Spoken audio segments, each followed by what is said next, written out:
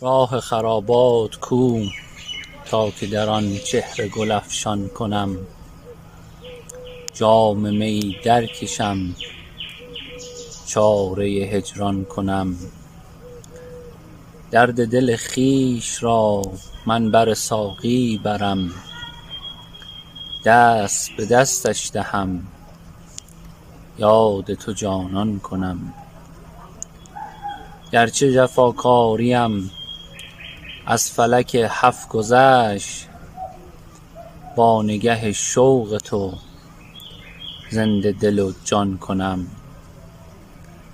پرده برافکن ز رخ تا که صدا و رخم از شرر روی تو زجه و گریان کنم.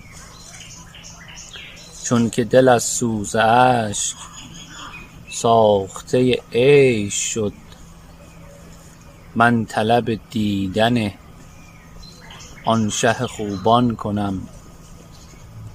ای دل غم پرورم چون که جهان پر جفاست، بار ز اینجا برم کوچ ز زندان کنم.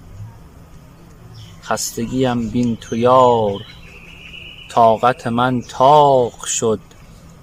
من به کجا درد خویش چاره و درمان کنم.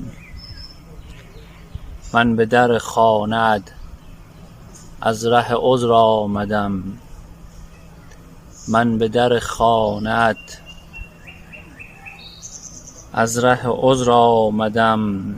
جام وصالت بده تا که شفاضان کنم. چون که ز مشتاق جور رفت و وفا کرده ای، شکر صفای تو را بر در دیوان کنم. شکر صفای تو را بر در دیوان کنم.